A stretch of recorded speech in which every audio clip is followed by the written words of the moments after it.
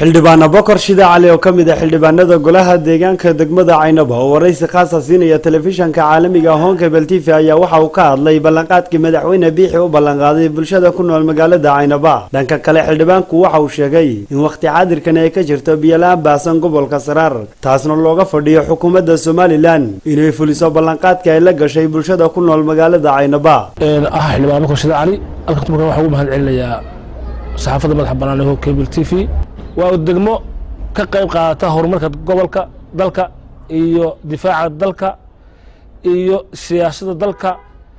waa degmada lagu kala haro waa Florida gobolka Mareykanka Florida ka weyn waa gobolka reebta degmada kala reebta siyaasiyiinta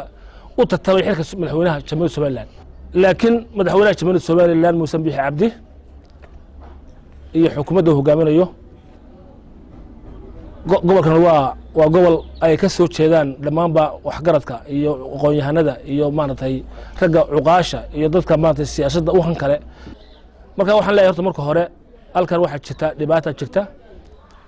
madaxweynaha Jamhuuriyadda Somaliland wuxuu nagu ballanqaaday riig garoonkii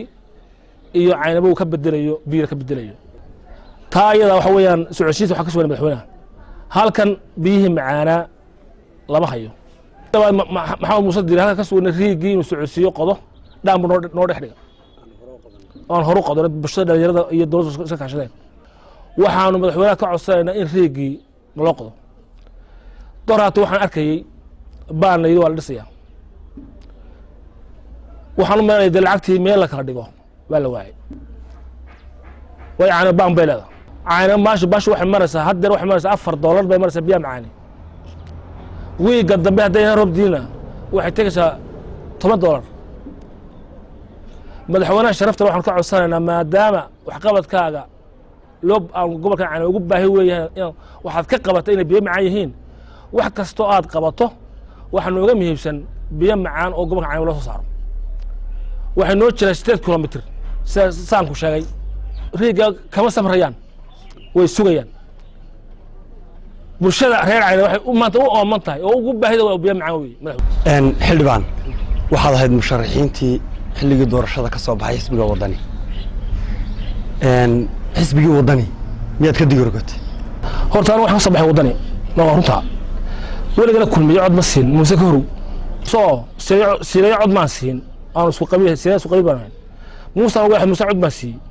sababta u sii waxayd raggii maanta soo saarayay Muuse Biixi ayaa aniga taariikhda wadani waxay nala soo saaray Muuse siyaasiyiintu baalaha ka jirtay oo siyaasada ku jiray Muuse ku jiray Maxamuud Xaashi hadeerna de horta markii hore waxaan isla kulmay ku jir isqabqabsiga kulmay hadda ka dhex iska jira hadaan xal u helin dib uga tashan doonaa xilliga ay noqoto وعلي آدم درد علي ثاني وركة تلفزيون كون كيبل مقالة عينبا.